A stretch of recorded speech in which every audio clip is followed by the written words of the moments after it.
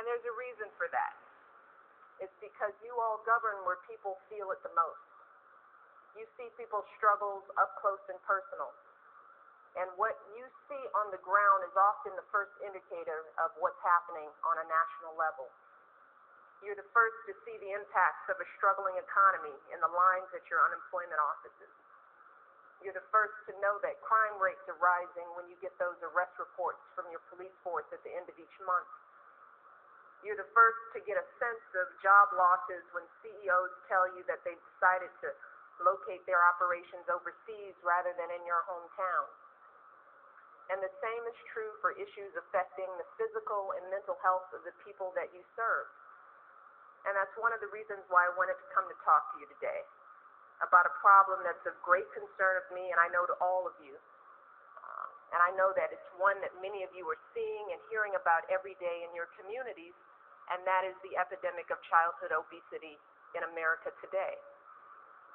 As you know, over this last year, my first year in the White House, I've been thinking, reading, and speaking a lot about this issue, but the statistics still never fail to take my breath away.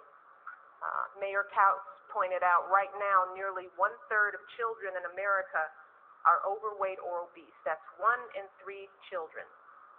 And 1/3 of all children today will eventually suffer from diabetes. And in the African American and Latino communities, that number goes up to almost half. So it's not surprising that a study published just this month found that obesity could now be an even greater threat to America's health than smoking. In fact, medical experts are predicting that this generation is on track to have a shorter lifespan than their parents. Obesity is also one of the biggest threats to the American economy. If we continue on our current path, in just 10 years, nearly 50% of all Americans will be obese. Not just overweight, they will be obese. So now let's just think about how much we'll be spending on health care to treat obesity-related conditions like heart disease, cancer, and diabetes. Think about all the missed days of work and decreased productivity that we're going to see as a result. And think about what this means for our overall quality of life, for how people are going to feel when they wake up in the morning, whether they can make it through a day of work, whether they can do something as simple as walk to the store, play ball with their kids and their grandkids. And this isn't some far-off future problem that we're dealing with. Many of you are already seeing some of the costs and consequences in the cities and the towns that you lead. You see how kids in your schools are struggling, some of them sitting on the sidelines, unable to keep up with their classmates, visiting the school nurse with weight-related health problems. You see it in your clinics, in your emergency rooms, and waiting rooms overflowing with folks suffering from preventable obesity-related problems, from asthma to high blood pressure to diabetes. One mayor told us that obesity can even impact economic development and job creation because CEOs and entrepreneurs worried about high employee health care costs are sometimes reluctant to set up shop in areas with high obesity rates. And none of us wants this kind of future for our kids or for our country. And I know that there are a lot of parents out there that are worried about this issue right now. They desperately want to do what's right. They desperately want to make responsible, healthy decisions for their kids, but too often, the realities of modern life make it feel like the deck is stacked against them. Many parents tell me that they want to prepare healthy food for their kids, but there aren't any supermarkets where they can find fresh produce in their area. Or they tell me that they're tight on money and healthy foods seem too expensive. Or they're tight on time, working long hours, 2-3 jobs, so they can't pull off those home-cooked meals around the dinner table that we so long to have. They tell me they want their kids to be physically active, but some of their schools have cut gym classes and recess, and they've seen cuts to sports and after-school recreation programs in their communities, too. And the days of those tight-knit neighborhoods where You could send kids out to play and tell them don't come back until dinner. Remember those? Well, for many folks, those days are long gone. Those communities don't exist. So many kids wind up spending their afternoons sitting in front of the TV or playing video games. In fact, a study released today by the Kaiser Family Foundation found that the average young person in America spends more than 7.5 hours a day using some kind of media device. And sometimes parents, they just don't have the information they need to make decisions that they feel good about. They're inundated with news reports filled with conflicting information and with food labels filled with ingredients that they can't even pronounce, let alone know whether those ingredients are healthy. So really, with all the changes that we've seen in our society, families having less time together, kids having fewer opportunities to be physically active, the rise of fast food, it's no wonder that childhood obesity has tripled over the past 30 years. And believe me, I know how stressful it can be for parents to contend with these forces.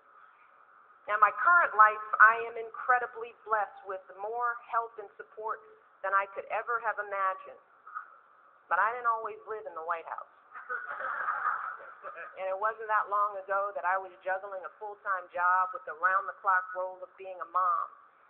And there were plenty of times when, after a long day at work and the fridge was empty and the kids were hungry, that ordering a pizza was the easiest thing, or getting through the drive-thru and getting a burger because it was cheap and quick. And I wasn't always aware of how the calories and fat in some of the processed foods I was buying were adding up. And it got to the point to where our pediatrician had to tap me on the shoulder and say, you know, you might want to consider making some changes in your family's diet. So we know that families could use a little help. But we also know that this isn't a problem that can be solved from on high. This isn't something that will be fixed by just a bill in Congress or an executive order by the president. And I know that the last thing all of you all need right now is a bunch of commands from Washington or a ton of red tape that makes it hard for you to get anything done at all. Ultimately, it's going to take all of us. Businesses and nonprofits, community centers and health centers, teachers and faith leaders, coaches, teachers, and particularly all of you, our nation's mayors, all working together to help families make common sense changes so our kids can get and stay healthy. Now, I know that with the economy the way it is, a lot of folks are feeling stretched pretty thin right now.